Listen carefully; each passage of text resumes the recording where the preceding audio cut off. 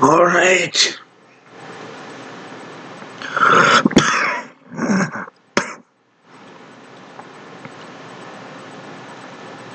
So,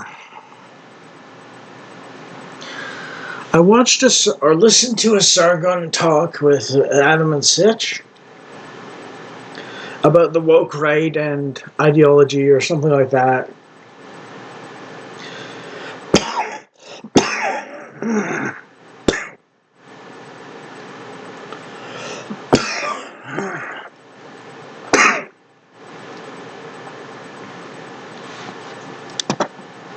And they were talking about Dungeons and Dragons alignments, like, and the ability to have a real hero defeat a real villain. And they were talking about ideology, the politics of ideology versus the politics of relationships, which is the politics of the ideal and the politics of the people. And I don't mean the people in democratic specific sense. I mean more just people as like just people, not the people as a title. And that brings us to God and Christianity. So what are the four foundational pillars of Christianity?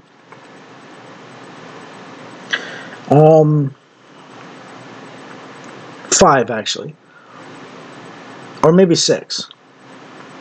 It's 5 and 6 are kind of linked together in perfect measure, but not necessarily all one way or the other. There's a relationship there where God decides which one He wants to do between justice and mercy towards someone. But anyways, so what are the four other pillars of Christianity? Love, truth, goodness, beauty.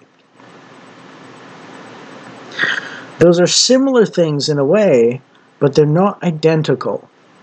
Love means willing the good of the other, so you have to want it for them and you have to actually be willing to do things to make it happen for the good of someone else.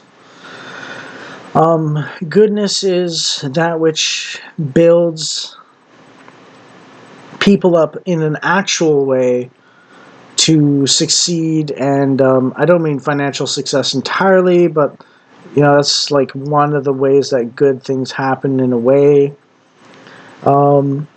Like companionship and purpose in life and like well-being, and that's good. But it also relates to justice and so on, and love to mercy in some sense. And then there's truth and beauty.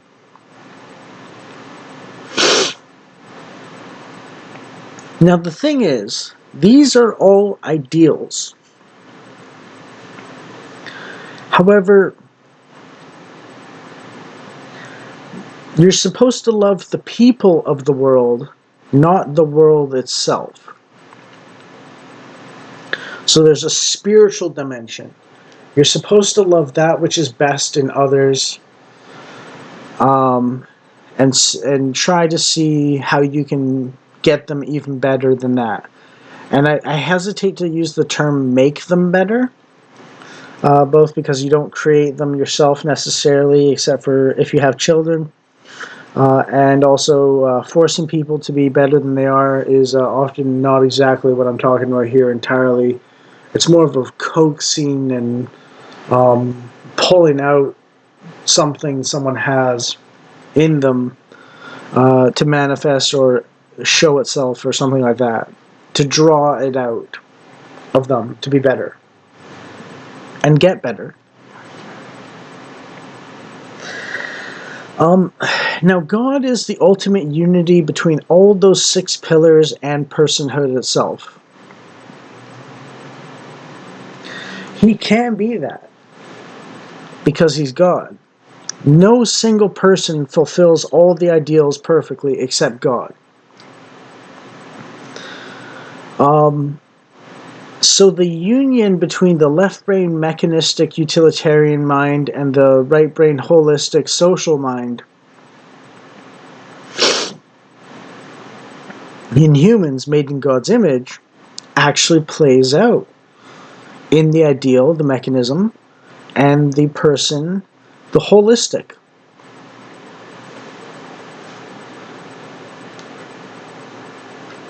You know,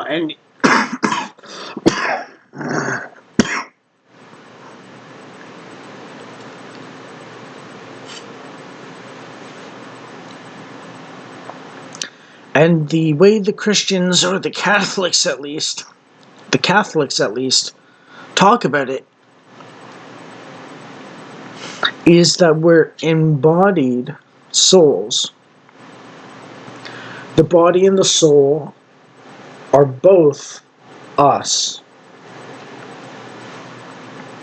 So it's not like your soul is trapped in a prison of flesh. And it's not like we're just material entities that have no something or other that cannot be dissected and put back together properly.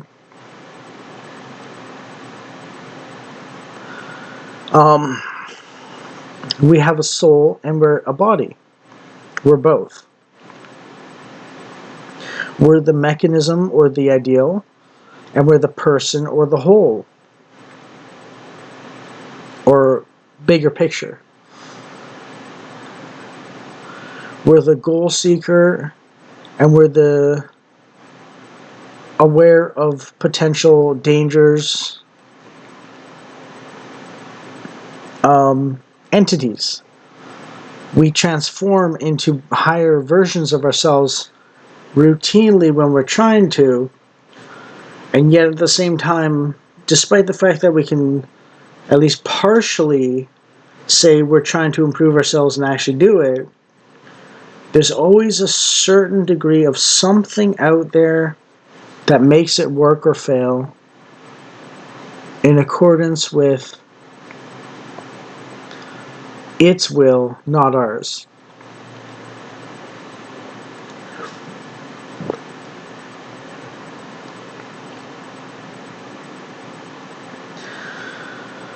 So yeah, I've been an Albert Camus style absurdist before in my life, a very atheist person. I forgot the word God existed, I was so atheist. And I've been a conspiracy theorist for about 6 months. That was a wild trip. Had some spooky experiences. And I've been a sort of paganish, God speaks to me, but I don't know what he wants, kind of, or God is very wrathful and machismo, bravado, kind of. And I've gradually pivoted eventually towards Christianity thanks to C.S. Lewis and his example. And I've been through every single pain, terror, fear, hopelessness, despair, meaninglessness, senselessness I can think of. I have thought that I was the Antichrist. I have thought that I was a pagan god that had abused humanity as a whole for my own ends. I thought I was Judas in a way, in terms of like pulling a Nietzsche, we have killed God and he remains dead. I have thought that I was subject to a Cthulhu's anger or something like that. The full horror of God being all powerful and overriding our own free will sunk on me. So I've experienced all these weird little aspects.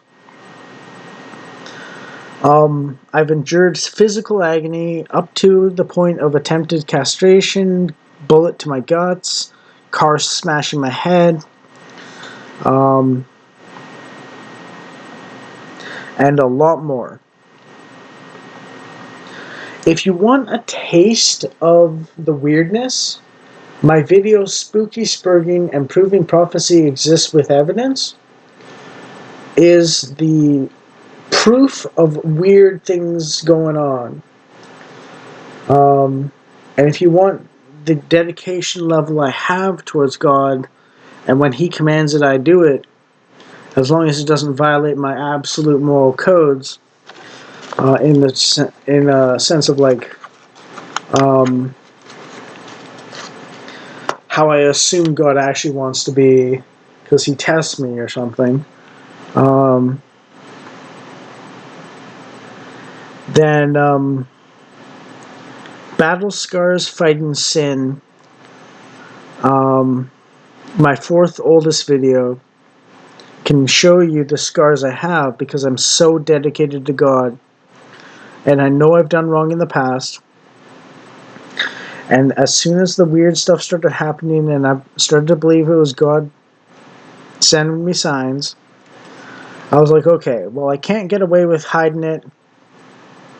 The only thing I can do is obey whatever judge there is out there that knows more than I ever could.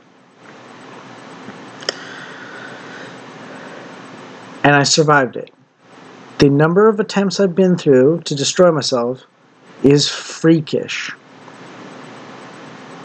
If you watch that video, you'll see the scars I have. So that's my level of dedication. That's my level of honesty. And that's my experience with all the horrors of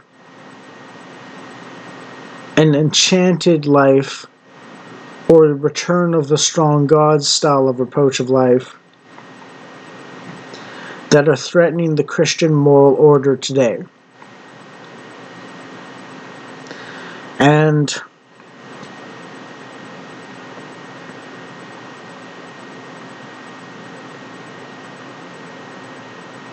I've been legitimately crazy, but believing God communicates with me through signs, and it's not hallucinations. It's not me seeing things that don't exist. It's not me hearing things that don't exist. It's not me feeling things that don't exist, etc., etc.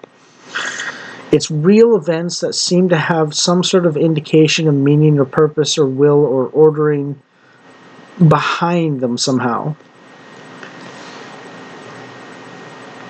It's just really weird stuff, basically.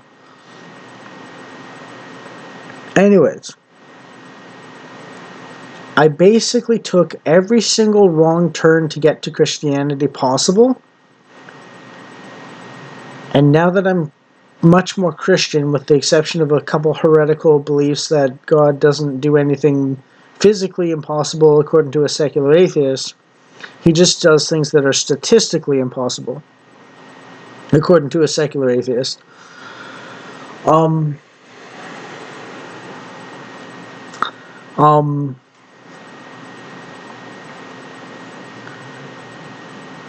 I am much more compos mentis than I was before.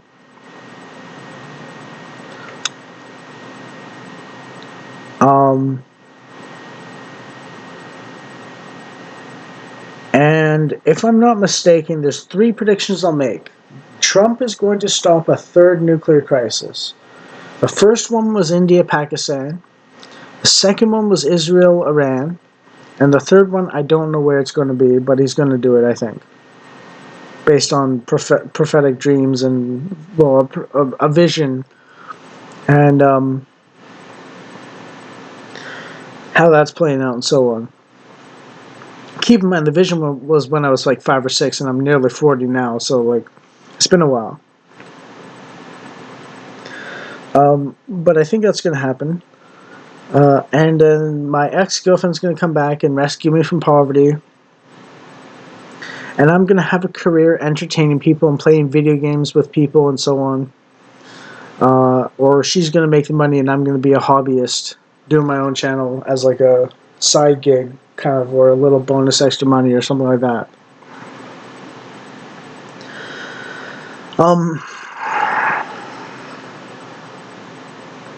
Those are the hard predictions, hard case predictions that I'm making right now.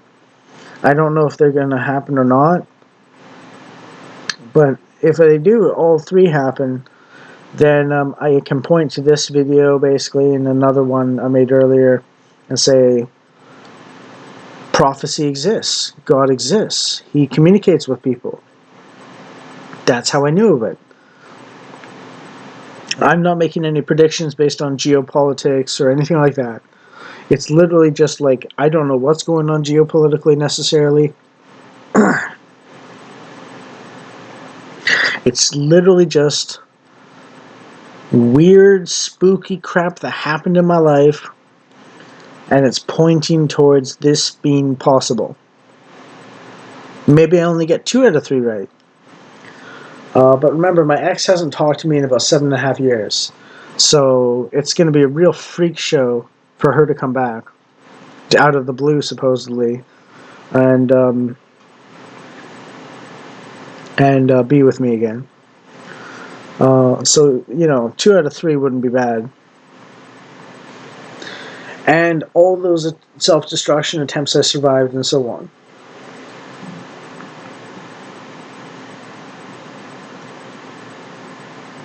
And the images of spooky spurging and proven prophecy exist with evidence.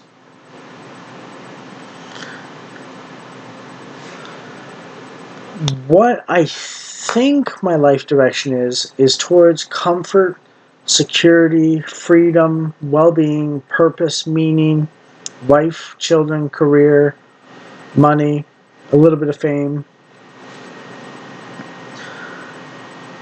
But that God was preparing me for that, to go through all the possible ways of failure first,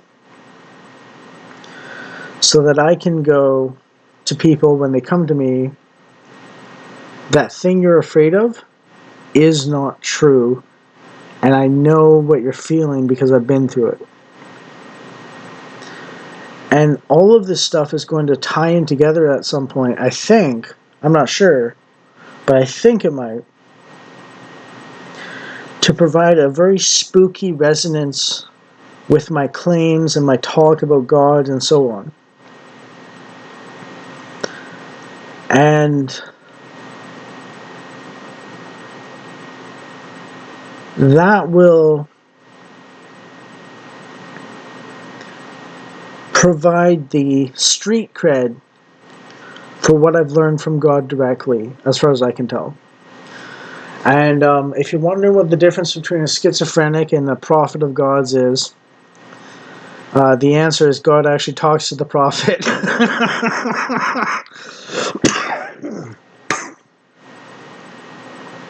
And the prophet thinks he's schizophrenic. Whereas the schizophrenic thinks he's a prophet and he's hallucinating. That's my little words of wisdom, I suppose.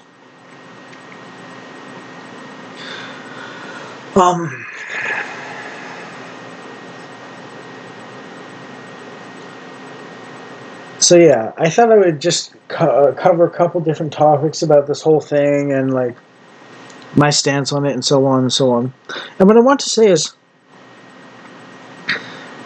I think another thing Sargon should have understood is that he's looking for something that's relatively common sense in politics.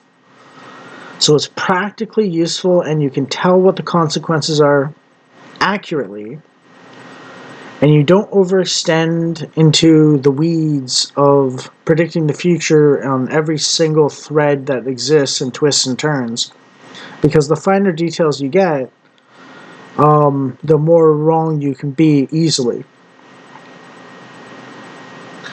And the difference between a true prophet of God, I'm going to say right now, is when the prophet tells the future, it's pretty much exactly like you said, in plain English, more or less. Or maybe a turn of phrase that he says and says, pay attention to this one particular turn of phrase. Or something like that. Yeah. But it'll be really, really obviously relevant symbolism, or it'll be like plain English, like my predictions. If they come true, then that's a prophet. And it'll be stuff that no one can predict. or there's no reason for anyone to believe it, basically, when they say it. And that's what a prophet is for, in some sense, basically. They're about telling the future, the truth, from God, because no one would believe them otherwise. Or nobody would believe it otherwise. So God tells one person, who then tells others, and then that one person who got told by God telling others gets the street cred, and then God tells them more stuff, and then he tells other people, and this time they listen because he was right the first time.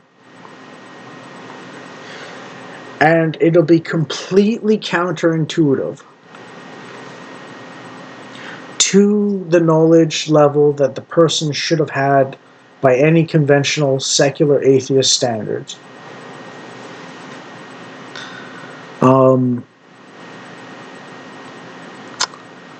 Yeah. Okay, that's enough ranting about God and all the aspects of him and prophecy and like ideal versus person and so on. I just wanted to get this across in case he watches it or something, or someone watches it and sends it to him or something like that. Because, yeah, it's one of those things that I thought would, I just throw out there so that someone, like, if I do end up rich and famous, and the things I predict do come true and so on, then I will be, if I'm guessing, a force for converting people to Christianity somewhat. And then you can find divine assurance and guidance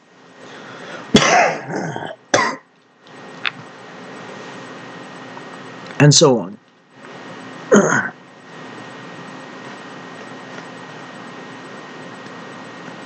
Now, this is a gamble, I admit. I'll end with this. It's a gamble, but I've had enough weird, absolutely bonkers crap happen in my life that, like, it's just like, yeah, whatever, man. I'm just going to gamble on it anyways. Jesus, take the wheel.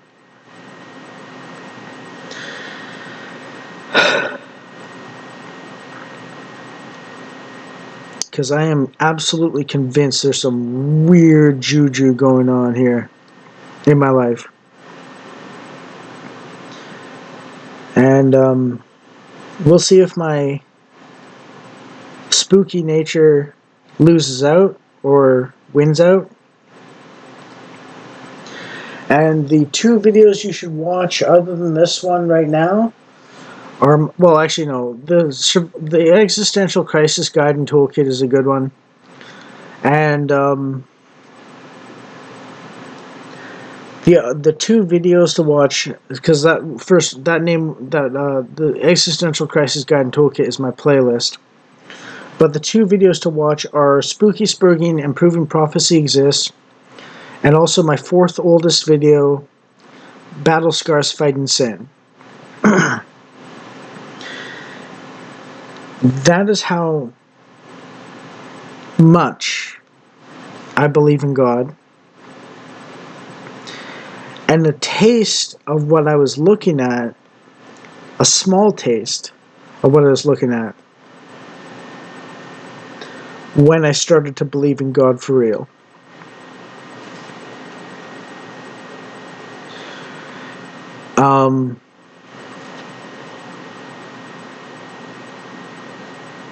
Yeah. Anyways, this is going in the Existential Crisis Guide and Toolkit just as a sort of like addendum or something like that. I think I covered everything I want to right now. But yeah.